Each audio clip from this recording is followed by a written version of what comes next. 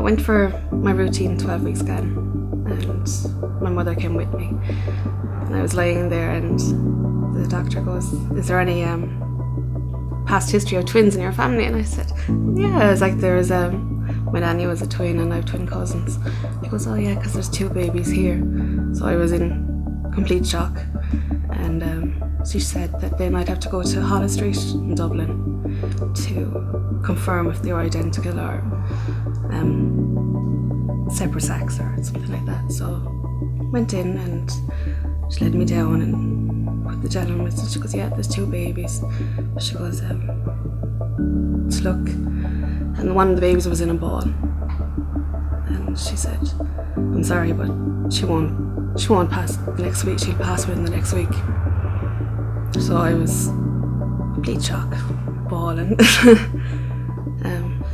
So she told us to come back anyway the next week just to confirm her story that the baby she wouldn't be still alive.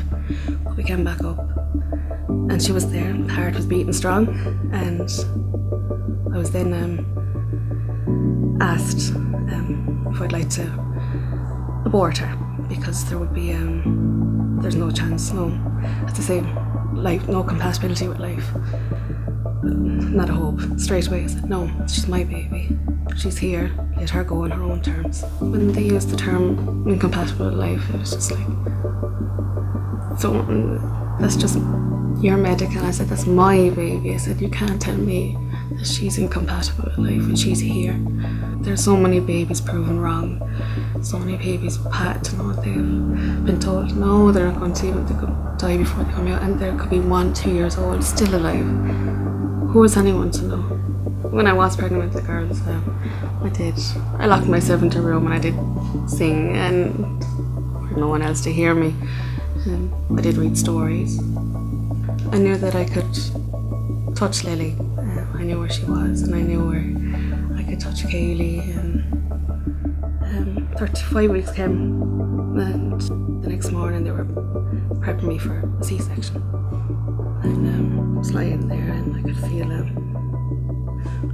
they cut me open, and big gush of water, and I could feel it, and I was like, I hear her cry, but the doctors didn't tell me that she'd come out yet. And then I could hear another cry, and then he goes, "Oh yeah," and they showed me a baby, and I was like, "Which one is that?" Because I heard her cry before, and he goes, "No, that's twin 2.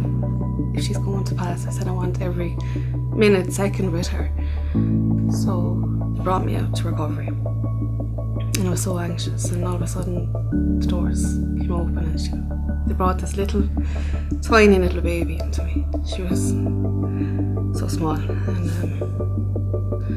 it's the first time seeing her face, and she had a cleft palate, but she was perfect. I held her some more, and she got passed around, and she got her more kisses and cuddles from her nannies and her daddy. I must say, he was so strong. He was like a rock of support there. And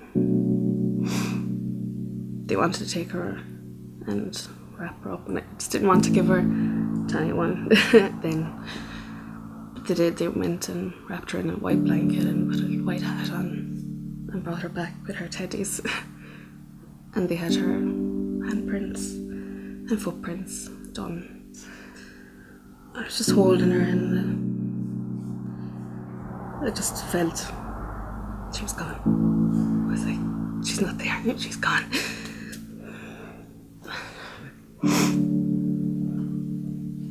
I gave her a kiss, and I told her I loved her. And just thanked her for saying hello and to proving them wrong.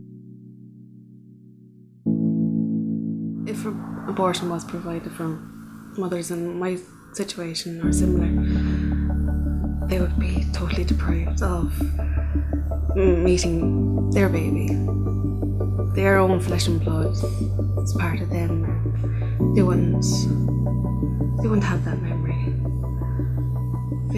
That memory will stay with me. Those 2 hours and 10 minutes, even through the pregnancy, that will stay with me for life, and I'll cherish them. I do think that has changed me. And I don't really like to admit it, but it has. I can say I didn't spend as much time with the boys. I didn't play much with them because they were into their soccer and video games. But I cherish everything now, and even their little tantrums. My baby, she fought from 13 weeks to 35 weeks, and those 2 hours and 10 minutes. That's her life, and she proved that she was here for a reason.